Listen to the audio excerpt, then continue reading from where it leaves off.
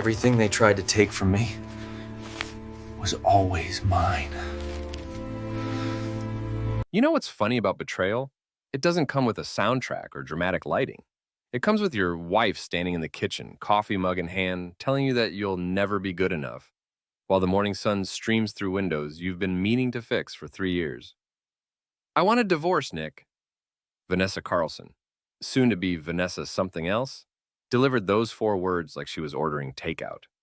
Casual, matter of fact. Like she hadn't just torched 15 years of marriage with the emotional investment of someone discussing the weather. I set down my contractor's thermos and looked at her. Really looked. When had she gotten so cold?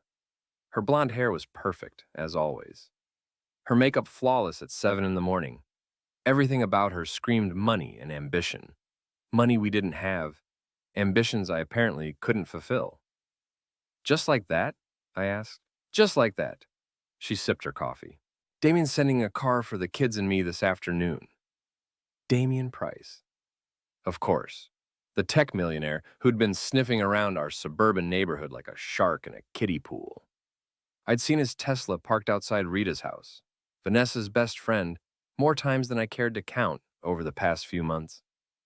The kids don't even know him. They'll learn. Vanessa shrugged. He can give them things you never could, Nick. Private schools, college funds, a real future. A real future. As opposed to the fake one I'd been trying to build with my bare hands for 16 years. And what about me? What about you? She looked genuinely puzzled, like I was a piece of furniture she'd forgotten to account for. You'll figure it out. You always do. The front door opened, and Jake walked in. 16 years old, all elbows and attitude, looking like a younger version of me, before life beat the optimism out of him. Mom, there's some fancy car outside, he said, then noticed the tension in the room. What's going on? Your mother's leaving, I said before Vanessa could sugarcoat it. Jake's face went through several emotions before settling on anger. What do you mean, leaving? I mean, I'm done pretending this is working, Vanessa said, her voice sharp. I'm done with this house, this neighborhood, this life. I want more. More than us? Emily appeared in the doorway. 14, quiet, observant. My daughter who noticed everything and said little. More than this, Vanessa gestured around our kitchen with its outdated appliances and worn linoleum. I deserve better. We all deserve better, Jake shot back. Doesn't mean we bail on family. Vanessa's laugh was bitter. Family? Your father's been failing upward his entire life. I married potential, not reality. That one hit home. I'd been a decent boxer once, before a shoulder injury ended that dream. Decent contractor now, but nothing special. Nothing that screamed success or money, or any of the things Vanessa had apparently been keeping score of all these years. Pack your things, she told the kids. We're leaving in an hour. I'm not going anywhere, Jake said. Yes, you are. Vanessa's voice went ice cold.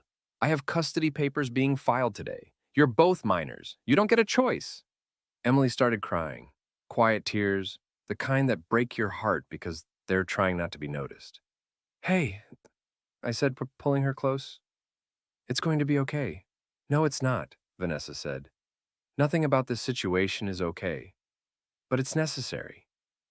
The limo arrived exactly when she said it would. Black, sleek, expensive. The driver, some guy in a suit who probably made more than I did, helped load their hastily packed bags. Mrs. Dorsey from next door watched from her window, not even pretending to hide her curiosity. The whole neighborhood would know by dinner. Vanessa Carlson had traded up. Jake hugged me hard before getting in the car. Emily clung to me like I was the last solid thing in her world. I'll see you soon, I promised, though I had no idea if that was true.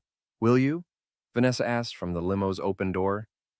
Because Damien's lawyers are very good, Nick. Very expensive, very thorough. The threat was clear. Fight this and lose everything. I watched the limo disappear around the corner, taking my family with it. The house felt different immediately, emptier, like someone had sucked the life out of it.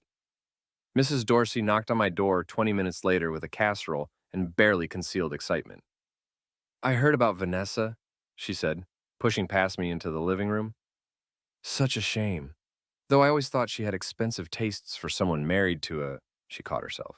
Well, a contractor, I finished. Exactly. She set the casserole on my coffee table like she was claiming territory. Rita mentioned Vanessa's been seeing that Price fellow. The one with all the money. Handsome, too. Rita, Vanessa's best friend and apparently the neighborhood gossip distribution center. Thanks for the food, Mrs. Dorsey. She took the hint and left, but not before delivering one final observation. You know, Nick, maybe this is for the best. Some people are just meant for different things. I spent the next hour sitting in my empty living room, staring at the casserole, and wondering when my life had become a country song. Then I remembered the attic. I'd been putting off cleaning it for years. Vanessa had been nagging me about it constantly. All that junk from my grandfather's estate, boxes I'd never bothered to go through after he died 10 years ago. Might as well start somewhere. The attic was a museum of neglect. Dust particles danced in the afternoon sunlight, streaming through the small window. Boxes stacked on boxes, labeled in my grandfather's careful handwriting, business papers, personal effects, legal documents. I'd loved the old man.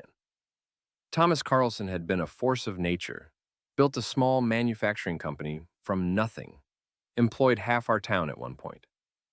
But he'd lost most of it in bad investments before he died, or so the family lawyers had told us.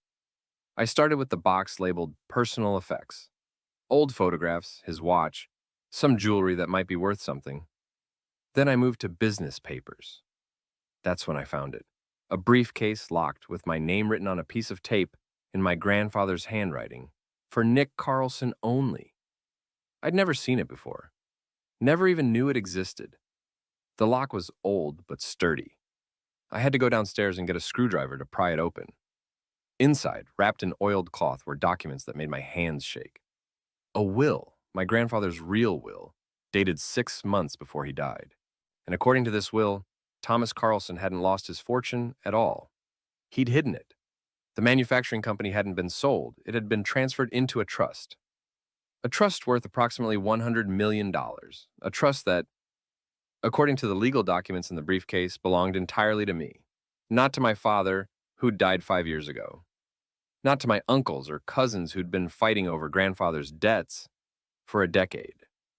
To me. I read the document 3 times, then read it again. The language was clear, the signatures witnessed and notarized. This wasn't some fantasy or mistake. There was more. Bank statements showing the trust's growth over the past 10 years. Property deeds for buildings I'd never heard of. Stock certificates for companies I recognized. And at the bottom of the briefcase, a letter in my grandfather's handwriting. Nick, if you're reading this, then the family vultures have been circling, and you've probably been told I died broke. That's what I wanted them to think. You were always the only one who visited me because you wanted to, not because you smelled inheritance money. You worked with your hands, built things, fixed things. You reminded me of myself at your age. The lawyers have the real will, but I hid this copy because I didn't trust your father or his brothers not to contest it. The combination to the safe deposit box is your birthday, month and year. Everything else you need is in there. Don't let them steal what's yours. Grandfather. I sat in the dusty attic, surrounded by the wreckage of my old life, holding the key to a new one. Vanessa had wanted a real man with real money. Game on. Lenny Morrison had been my friend since high school. Back then, he'd been the skinny kid who got picked on until I taught him how to throw a punch. Now he was a lawyer with his own practice and a dry sense of humor that could cut glass. His office was nothing fancy. A converted storefront in downtown with Morrison Legal Services painted on the window in gold letters that were starting to peel. But Lenny was smart, thorough, and more importantly, he owed me about 15 favors from over the years.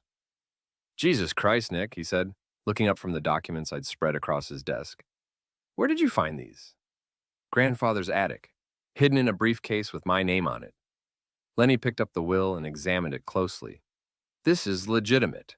The signatures, the witnesses, the notary seal, everything checks out. But I don't understand. Your family's been saying Thomas died broke for 10 years. Apparently, that was the plan. I handed him the letter. Read this. Lenny's eyebrows went up as he read. When he finished, he leaned back in his chair and whistled. Your grandfather was a smart man, and a suspicious one. Can you verify this? The trust, the bank accounts, all of it? I'll need to make some calls, but yes, if this is real and it looks real, then you're a very wealthy man, Nick. We're talking generational wealth. I thought about Vanessa's parting words, about how I'd never be good enough, never give her the life she deserved. How long to verify everything? Give me a week. Maybe less if I can reach the right people. Lenny gathered the documents carefully. Nick, if this is legitimate, it changes everything. Your divorce, custody of the kids, all of it. That's what I'm counting on. I left Lenny's office and drove to the gym where I'd been training since I was 16. Mickey's boxing was a throwback. Heavy bags, speed bags, and the smell of sweat and ambition. Mickey Rodriguez had trained me when I was fighting professionally. And he'd given me a job and a place to stay when Vanessa kicked me out. You look different, Mickey said when I walked in. Less like someone ran over your dog. Maybe I found a new dog. Mickey was in his 60s, built like a fire hydrant, with hands that had seen more fights than most people see movies. He'd been a contender once, back in the day, before boxing politics and bad management ended his shot at a title. Vanessa's been calling here, he said. Wants to know where you're staying. What did you tell her? That it's none of her business. Plain and simple. Mickey tossed me a pair of gloves. But she's persistent, and she mentioned lawyers. I spent an hour working the heavy bag, thinking about the briefcase and what it meant. Every punch felt like I was hitting back at the last 10 years of disappointment, of being told I wasn't enough. When I finished, Mickey was waiting with a towel and a bottle of water. You want to tell me what's got you so fired up? Just working through some things. Uh-huh. Mickey didn't believe me, but he didn't push. That was one thing I liked about him. He understood that some fights you had to work out alone. My phone buzzed. Text message from an unknown number. We need to talk. Meet me at Rosario's at 8 V. Vanessa wanted to meet. Interesting. Rosario's was an upscale Italian place downtown. The kind of restaurant where the portions are small and the prices are large. Not the kind of place I usually frequented on a contractor's salary, but I had a feeling that was about to change. Vanessa was already seated when I arrived, at a corner table that probably cost $50 just to reserve. She'd dressed for the occasion. Black dress, jewelry I didn't recognize. Hair and makeup perfect. She looked like $1 million. Too bad she'd just lost $100 million. You came, she said as I sat down. You said we needed to talk. She signaled the waiter and ordered wine without asking what I wanted. Same old Vanessa, assuming she knew what was best for everyone. I've been thinking about our conversation yesterday, she said once the waiter left. Maybe I was too harsh. Maybe.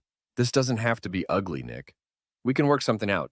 Joint custody, fair division of assets, civilized.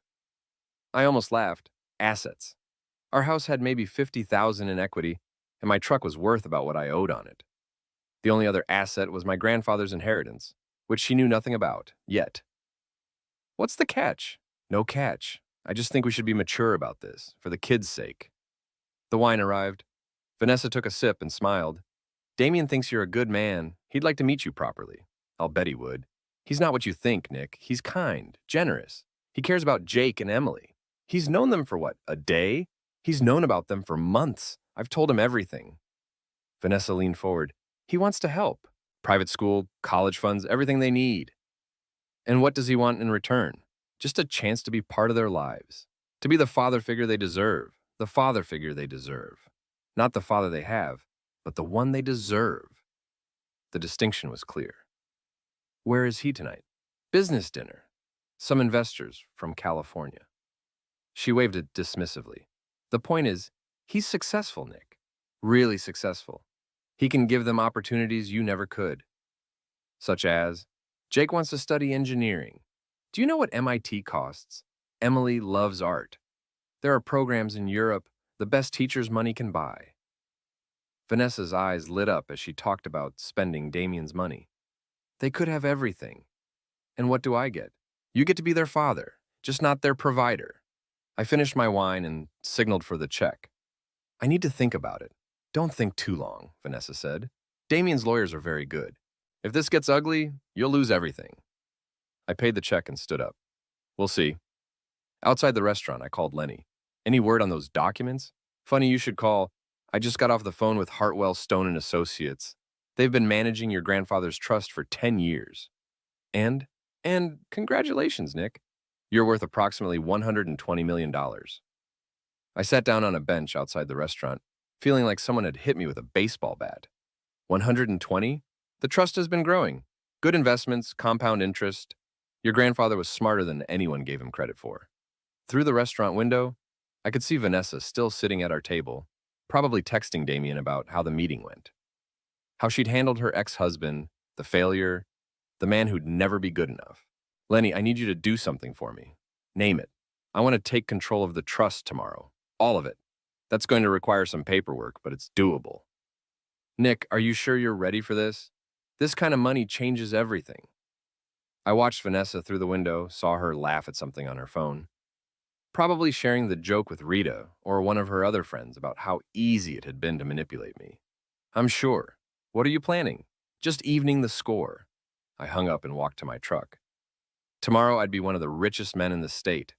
Tonight I was still just Nick Carlson, the contractor who wasn't good enough. But that was about to change. The law offices of Hartwell Stone and Associates occupied 3 floors of a downtown high-rise. Real lawyers, the kind who wore $1,000 suits and billed by the minute. The kind Vanessa had been threatening me with. James Hartwell was in his 70s, with white hair and the kind of gravitas that comes from 50 years of making rich people richer. He'd been my grandfather's lawyer and friend, and according to Lenny, he'd been waiting 10 years for me to show up. Your grandfather was a remarkable man, Hartwell said, gesturing for me to sit in a leather chair that probably cost more than my monthly rent. He predicted this day would come. He knew Vanessa would leave me. He knew someone would. Thomas always said you were too trusting for your own good. Hartwell opened a thick file. He also said that when you finally got angry enough to fight back, you'd be unstoppable. The trust documents were even more impressive in an actual law office. Properties, investments, businesses I'd never heard of. My grandfather hadn't just been wealthy. He'd been building an empire. The manufacturing company was just the beginning, Hartwell explained. Thomas used the profits to buy real estate, invest in startups, acquire other businesses. He had a gift for seeing potential where others saw risk. Why didn't he tell me? Because he wanted you to earn it. Not the money, that was always yours, but the wisdom to handle it properly. Hartwell smiled. He used to say that money given too early makes men weak, but money earned through hardship makes them dangerous. I signed papers for 2 hours. Transfer documents, bank authorizations, corporate resolutions. With each signature, I could feel the balance of power shifting. There's one more thing, Hartwell said as we finished. Your grandfather left specific instructions about your family. He handed me another document. A background report on my father's brothers and their families, the relatives who'd been circling like vultures after grandfather's death. They've been stealing from the estate for years, Hartwell said. Small amounts, nothing that would trigger an investigation, but it adds up. The report detailed fake invoices, padded expenses, outright theft. My Uncle Robert had been using estate funds to pay his mortgage. Cousin Danny had been charging personal expenses to the trust. In total, they'd stolen nearly $2 million. Your grandfather knew? He suspected. He hired investigators but died before he could act on their findings. Hartwell's smile turned cold. He left that decision to you. I spent the afternoon at the trust's main office, meeting the people who'd been managing my money for a decade without my knowledge. Property managers, investment advisors, accountants. They treated me with the kind of respect reserved for people who sign their paychecks. By 5 o'clock, I owned 17 properties, had controlling interests in 4 companies, and a stock portfolio that would make Warren Buffett jealous. I also had a plan. My first call was to Rita Patterson, Vanessa's best friend and the neighborhood's unofficial gossip coordinator.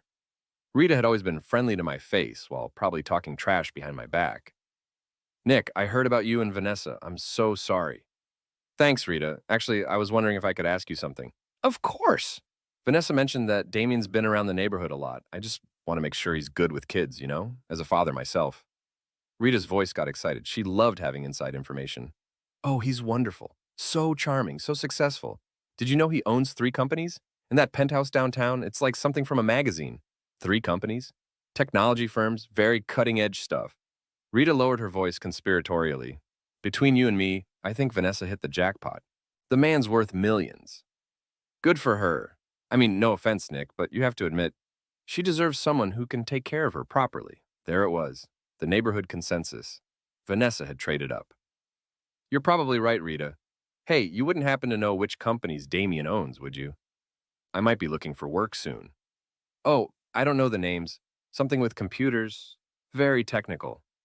She paused. But I'm sure he'd help you out. He seems like the generous type.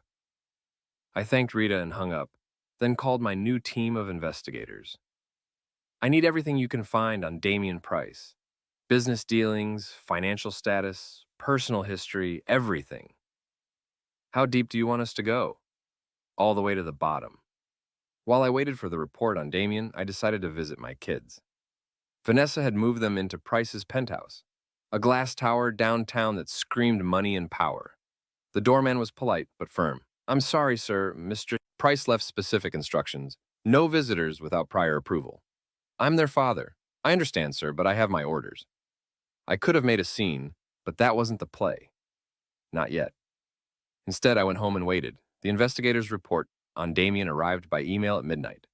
20 pages of financial records, business filings, and personal history.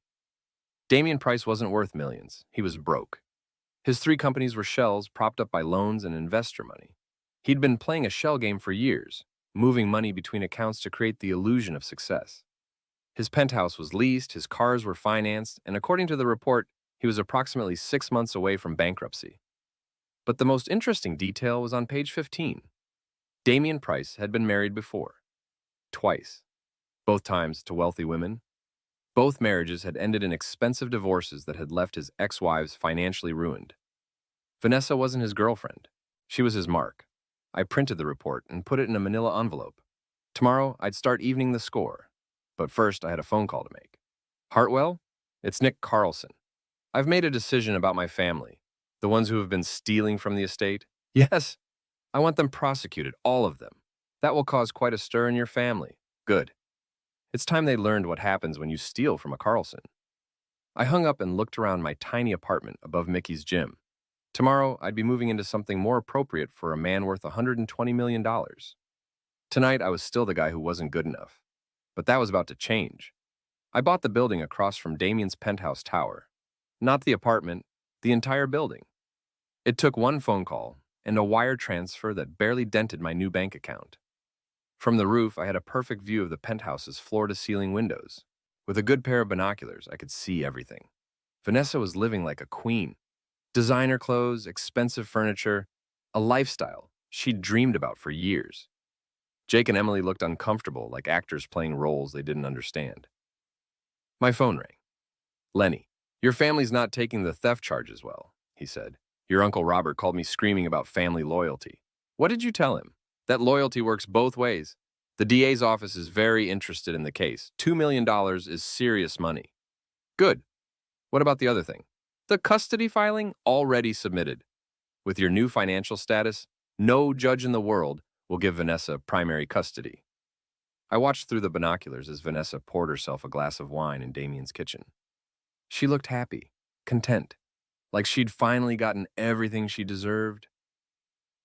There's something else, Lenny said. Vanessa's lawyer called. She wants to meet. Set it up. The meeting was at Vanessa's lawyer's office, a sleek downtown firm that specialized in high-end divorces. The kind of place where they charged you for breathing their air. Margaret Chen was Vanessa's attorney. Mid-40s, sharp suit, sharper attitude. She'd built her reputation destroying wealthy men in divorce court. Mr. Carlson, she said without getting up from her desk, I understand you're contesting the custody arrangement. I'm contesting everything. Based on what? Your wife has provided a stable home environment with adequate financial resources. You're living above a boxing gym. I opened my briefcase and placed a copy of the trust documents on her desk. Chen's expression changed as she read. Her confidence evaporated like water on hot pavement. This is substantial, she said finally. 120 million substantial. Where did this come from? My grandfather's estate. Apparently there was some confusion about his will. Chen was smart enough to know when the game had changed. What do you want? Full custody of my children, the house, and I want Vanessa to stay away from my family. That's not going to happen. Then we'll let a judge decide. I'm sure they'll be very interested in why Vanessa suddenly wanted a divorce right before I came into $100 million. Chen's jaw tightened. Are you suggesting my client had prior knowledge of your inheritance? I'm not suggesting anything. I'm stating facts and letting people draw their own conclusions. I left Chen's office and drove to the penthouse building. This time, the doorman was much more accommodating. Mr. Carlson, I'm so sorry about yesterday. I didn't realize. It's fine. Is my valet available? I'll call up immediately. The elevator ride to the penthouse felt like ascending to another world. When the doors opened, I stepped into a living space that cost more than most people's houses. Vanessa was waiting, and she was furious. What the heck do you think you're doing? Coming to see my kids? Your kids? After the stunt you pulled with your lawyer? Jake and Emily appeared from one of the bedrooms. They looked relieved to see me. Dad! Emily ran over and hugged me. Hey, sweetheart, how are you settling in? It's okay, I guess. Really big. Jake was more reserved, but I could see the questions in his eyes. He was 16, old enough to know something had changed. Where's Damien? I asked. Business meeting, Vanessa said. He's very busy. Very important people depend on him. I'm sure they do. I spent an hour with the kids talking about school and friends and normal things. Vanessa hovered nearby, clearly uncomfortable with my presence in her new kingdom. When it was time to leave, Jake walked me to the elevator. Dad, what's going on? Mom's been acting weird, and this place... He gestured around the expensive lobby. This isn't us. Things are changing, son. But don't worry, everything's going to work out. Are you okay? I mean, financially and stuff? I smiled. I'm doing better than okay.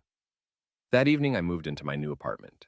Not just any apartment, the penthouse in the building I'd bought that morning. It was bigger than Damien's place, with better views and more expensive everything. I called Rita Patterson. Rita, it's Nick. I wanted to thank you for the advice about Damien. Oh, you're welcome. Did you ask him about a job? Actually, I did some research on his companies. Very impressive. I told you, the man's a genius. Absolutely. Hey, you wouldn't happen to know if he's planning any big business moves, would you? I heard rumors about expansion. Rita's voice dropped to a whisper. Well, I probably shouldn't say anything, but Vanessa mentioned he's working on some huge deal. International investors or something. Could be worth millions. Good for him. Between you and me, I think he's going to propose soon. Vanessa's been hinting about it. After I hung up, I called my investigator. I need you to dig deeper on Damien Price. Focus on his current business deals and any pending legal issues. We found something interesting already. Price has been using his personal relationships to secure investments. Essentially, he dates wealthy women, gains their trust, then convinces them to invest in his companies. How many women? At least 6 over the past 5 years. Total losses around $12 million. Any of them press charges? 2 tried. Both cases were settled out of court with non-disclosure agreements. I hung up and walked to the window. Across the street, I could see into Damien's penthouse. Vanessa was cooking dinner, playing house with a man who was planning to rob her blind. The irony was beautiful. My phone buzzed. Text from Jake. Dad, can you pick us up from school tomorrow? Mom's busy with wedding planning. Wedding planning? I texted back. Of course. Looking forward to it. Time to accelerate the timeline. I picked up Jake and Emily from their expensive private school in my new car. A Mercedes that cost more than my old house. The kids' eyes went wide when they saw it. Dad, whose car is this? Emily asked. Mine. Since when do you drive a Mercedes? Jake was suspicious, which I respected. Since yesterday. Get in, we need to talk. I drove them to an upscale restaurant downtown, the kind of place where lunch costs more than most people spend on groceries. The hostess seated us immediately. Money has a way of opening doors. Okay, Dad, what's going on? Jake said once we'd ordered.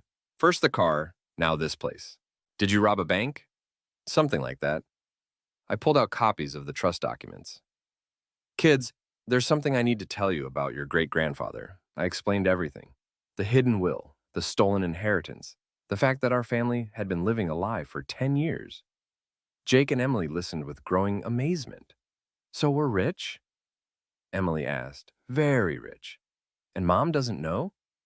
Jake was putting the pieces together. Not yet. Jake leaned back in his chair. She left you because she thought you were broke, and now you're worth more than her boyfriend? That's about the size of it. This is like a movie, Emily said. What are you going to do? I'm going to get my family back. But first, I need to show your mother who she's really dealing with. That afternoon, I had my investigator deliver a package to Damien's office. Inside was a complete financial profile of his business dealings, including the names and contact information of his previous victims. Then I waited. Damien called that evening. "We need to talk," he said. His voice was tight, controlled. "I'm listening. Not over the phone. Meet me at the Harbor Club in an hour." The Harbor Club was old money. Leather chairs, crystal glasses, and the kind of atmosphere where deals were made with handshakes. Damien was waiting in a corner booth, looking like a man who'd just learned his house was on fire. "You've been busy," he said as I sat down. "Just getting to know my new neighbor." "What do you want?" "I want you to stay away from my family." Damien laughed, but there was no humor in it. "Your family? Vanessa came to me, remember? She's the one who wanted out. Because she thought I was broke." "Are you threatening me?" "I don't make threats. I make promises." I signaled the waiter for a drink. "Here's what's going to happen. You're going to break up with Vanessa. Cleanly, quietly, with minimal drama. And if I don't?" I pulled out my phone and showed him a photo. Damien having dinner with another woman the night before. "Then I show Vanessa this picture of you with Jennifer Walsh. She's pretty, by the way. How much money has she invested in your companies?" Damien's face went pale. "You son of a witch. I prefer concerned father. Jennifer's not your only side project, is she? There's also Rebecca in Boston and Sarah in Miami. Amazing how you manage to maintain long-distance relationships with so many wealthy women. You can't prove anything. I don't have to prove anything. I just have to plant doubt." I finished my drink and stood up. "You have 24 hours?" I left Damien at the table and drove home. My phone was ringing before I reached the lobby. "Nick, it's Vanessa. We need to talk. Now." "I'm listening. Not over the phone. Come up." The elevator ride to Damien's penthouse felt different this time, like ascending to a battlefield. Vanessa was pacing when I arrived, still beautiful but with cracks showing in her perfect facade. "What did you say to Damien?" "We had a conversation. He's acting strange, distant. He canceled our dinner plans and locked himself in his office. Maybe he's busy. Don't play games with me, Nick. I know you did something." I walked to the floor-to-ceiling windows and looked out at the city. "Nice view. Must be expensive." "What's that supposed to mean?" "Just wondering how a guy in the tech business can afford a place like this. Software must be more profitable than I thought." Vanessa's eyes narrowed. "You've been checking up on him." "I've been checking up on the man who's living with my children. Any father would do the same." "And what did you find?" "Enough." She walked over and stood next to me at the window. For a moment, she looked like the woman I'd married, vulnerable, uncertain, human. "He's a good man, Nick." "Is he? He cares about me, about the kids." "How much do you really know about Damien Price?" "I know enough. Do you know about Jennifer Walsh, Rebecca Martinez, Sarah Chen?" Vanessa's confidence wavered. "Who are they?" "Ask Damien." I headed for the elevator, but Vanessa grabbed my arm. "Wait, Nick, what's happening here?" "You're different. The car, the clothes, the way you're acting. It's like you're a different person." "Maybe I am. People don't just change overnight." "Sure they do. Sometimes all it takes is the right motivation." The elevator doors opened, and I stepped inside. 24 hours, Vanessa, then everything changes. As the doors closed, I saw her standing in the middle of Damien's expensive penthouse, looking lost and alone. It almost made me feel sorry for her. Almost. I didn't have to wait 24 hours. Damien cracked an 18. I was having breakfast in my new penthouse when I heard shouting from across the street. Through the windows, I could see Vanessa and Damien having what looked like a very heated argument. My phone rang. "Jake. Dad, you need to get over here. Mom and Damien are having a huge fight, and Emily's crying." "I'm on my way." By the time I reached the penthouse, the argument had moved to the living room. Damien was packing a suitcase while Vanessa followed him around, demanding answers. 3 years, she was screaming. 3 years you've been lying to me." "I never lied about anything," Damien shot back. "You made assumptions." "I made assumptions? You told me you owned 3 companies." "I do own them. They're just not profitable yet." Jake and Emily were huddled on the couch, looking like refugees from a war zone. I walked over and put my arms around them. Hey, kids. Rough morning? They've been fighting for an hour, Emily whispered. Vanessa noticed me for the first time. This is your fault. My fault? You poisoned him against me. You filled his head with lies. I didn't have to fill his head with anything. The truth was already there. Damien looked up from his packing. Your ex-husband hired investigators. Very thorough ones. Investigators? Vanessa's voice cracked. To investigate what? Everything, I said. His business, his finances, his relationship history. Relationship history? Damien stopped packing. Vanessa, we need to talk. Privately. Oh. Vanessa's voice was steel. Whatever you have to say, you can say in front of everyone. I'm tired of secrets. Damien looked at me, then at the kids, then back at Vanessa. Fine. Your ex-husband discovered that I've had relationships with other women during our time together. Relationships? Business relationships that became personal. I almost laughed. Even caught red-handed, he was still trying to spin it. How many? Vanessa asked. Does it matter? How many? Damien threw a shirt into his suitcase. 4, maybe 5. Maybe 5? Vanessa's voice rose to a shriek. You don't know how many women you're sleeping with? It's not like that. Then what is it like? I decided to help him out. It's like a business model. Date wealthy women, gain their trust, convince them to invest in his companies. Very efficient. Shut up, Damien snarled. How much money? Vanessa asked quietly. What? How much money did they give you? Damien didn't answer. $12 million, I said, give or take. Vanessa sat down heavily on the couch next to Emily. 12 million. Vanessa, you have to understand. I understand perfectly. Her voice was dead calm. You're a con artist, a very handsome, very charming con artist. I never took money from you. Because I don't have any money. Vanessa laughed, but there was no humor in it. I'm married to a contractor who lives above a gym. Actually, I said, that's not entirely accurate anymore. Everyone turned to look at me. Kids, why don't you go to your rooms for a few minutes? Dad, we want to stay, Jake said. This is adult conversation. Go. They went reluctantly, leaving me alone with Vanessa and Damien. What did you mean, not entirely accurate? Vanessa asked. I pulled out the trust documents and handed them to her. Vanessa read in silence, her face going through a range of emotions. Confusion, disbelief, shock, and finally, understanding. $120 million, she said finally, give or take. Your grandfather's inheritance. That's right.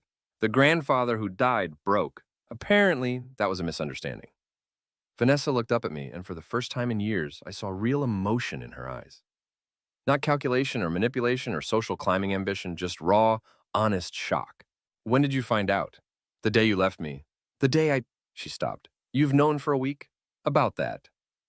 Damien had stopped packing and was staring at the documents. 120 million? Don't get any ideas, I told him. You're done here. Vanessa, we can work this out. Get out. Her voice was barely a whisper. What? Get out now, before I call security. Damien looked like he wanted to argue, but something in Vanessa's expression stopped him. He finished packing in silence and headed for the door. This isn't over, he said to me. Yes, it is. After he left, Vanessa and I sat in silence for several minutes. The penthouse felt different without Damien's presence. Emptier, but also cleaner. I left you for a con man, she said finally. Looks that way. I left you the day before you became worth $100 million. Terrible timing. She laughed, but it sounded more like crying. I destroyed our marriage for nothing. Not for nothing. You got clarity about what you really wanted. What I wanted was security, financial security. And now? She looked around the expensive penthouse. The designer furniture, the crystal glasses, the view that cost $10,000 a month. Now, I realize I had security all along. I just didn't recognize it. I called Jake and Emily back into the room. Is he gone? Emily asked. He's gone. Good, Jake said. I never liked him. Why didn't you say anything? Vanessa asked. Would you have listened? Vanessa had no answer for that. What happens now? Emily asked. I looked at Vanessa. That depends on your mother. I want to come home, Vanessa said quietly, if you'll have me. I thought about the past week, the humiliation, the anger, the satisfaction of watching everything fall into place. I thought about 15 years of marriage and 2 children who needed both their parents. We'll need to talk, really talk, about everything. I know. And there will be conditions, such as marriage counseling, complete honesty, and you need to understand that I'm not the same man you left. Vanessa looked at me, really looked for the first time in years. No, she said, you're not. 3 months later, we were back in our old house. Not because we couldn't afford better, but because I wanted Vanessa to remember what she'd almost thrown away. The marriage counseling was brutal. Hours of dissecting every resentment, every disappointment, every moment where we'd chosen pride over understanding. Dr. Sarah Martinez was a no-nonsense therapist who didn't let either of us hide behind excuses. Vanessa, you married Nick for his potential, then resented him for not living up to your expectations, she said during one particularly difficult session. Nick, you withdrew emotionally rather than fighting for what you wanted. I was working 60 hours a week trying to provide for my family, I said. You were hiding from conflict, Dr. Martinez replied. Both of you were so busy keeping score that you forgot you were supposed to be on the same team. It was hard work, but it was working. Slowly, carefully, we were rebuilding something that looked like trust. The kids adjusted better than I expected. Jake was relieved to be back in his old room, and Emily seemed happier without the pressure of living in Damien's artificial world. Dad, Jake said one evening as we worked on his college applications, are you going to stay rich? What do you mean? I mean, are you going to keep the money or give it away or what? It was a good question. The money had given me power, but it had also revealed things about people, including myself, that weren't always comfortable. I'm going to use it, I said, but carefully. For what? For the things that matter. Your education, Emily's art classes, your mother's nonprofit work, and maybe to help other people who've been in situations like ours. I'd already started. My Uncle Robert and the other family members who'd stolen from the estate had been prosecuted and convicted. They'd received suspended sentences and were paying restitution. But more importantly, they'd learned that actions have consequences. I'd also established a foundation to help people going through difficult divorces, men and women who couldn't afford good lawyers or investigators. It felt good to level the playing field. The biggest surprise was how the money changed my relationship with work. I still went to construction sites, but now I owned the company. I still worked with my hands, but now I was building something bigger than just buildings. Mr. Carlson? My assistant knocked on my office door. There's a Damien Price here to see you. I looked up from the blueprints I'd been reviewing. Send him in. Damien looked different, thinner, older, with the haunted expression of a man who'd lost everything. His expensive suit was wrinkled, and his confidence was gone. Hello, Nick. Damien, I heard about the bankruptcy. Yeah, well, turns out when people know you're a fraud, they stop giving you money. Imagine that. He sat down without being invited. I came to apologize. To me? To you, to Vanessa, to the kids. What I did was wrong. Yes, it was. I convinced myself I was providing a service, giving lonely women companionship, giving them opportunities to invest in promising ventures. You were stealing from them. I know that now. I studied his face, looking for signs of manipulation or deception. All I saw was exhaustion. What do you want, Damien? A job. I almost laughed. You want me to give you a job? I'm good with computers. I understand business. I could be useful. You tried to steal my wife and con my family. I know, but I'm asking anyway. He leaned forward. I'm broke, Nick. Completely broke. My lawyers took everything, and I still owe money to people who don't accept bankruptcy as an excuse. Dangerous people? Let's just say I need to disappear for a while. I thought about it. Revenge was supposed to feel better than this. Damien Price sitting in my office, begging for help, should have been satisfying. Instead, it just felt sad. There's a construction project in Alaska, I said finally. Remote location, basic accommodations, hard work. It pays enough to live on, nothing more. Alaska? Take it or leave it. Damien was quiet for a long moment. When do I start? Tomorrow. There's a flight at 6 a.m. After he left, I called Vanessa. Damien just left my office, I said. What did he want? A job. I gave him one. You gave him a job? Vanessa sounded incredulous. In Alaska, building oil platforms. He'll be gone for at least 2 years. Why would you help him?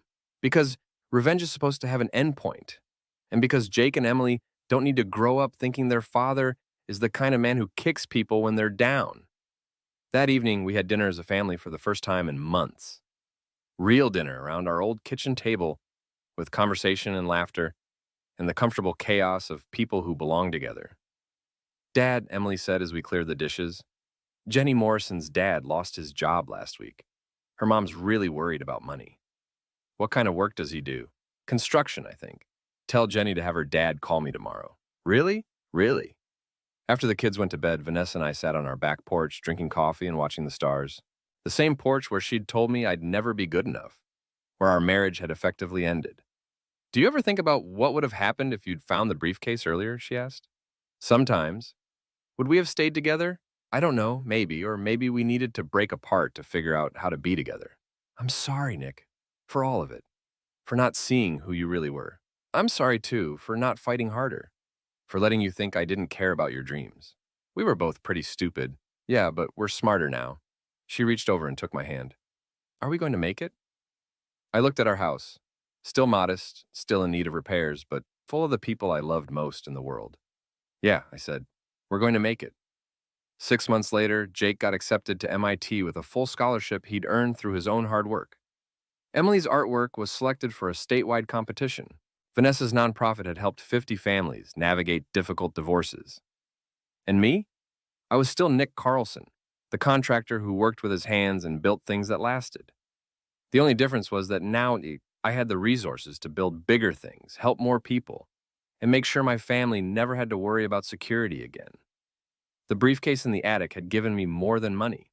It had given me the power to choose who I wanted to be, and I chose to be the man my grandfather always believed I could become.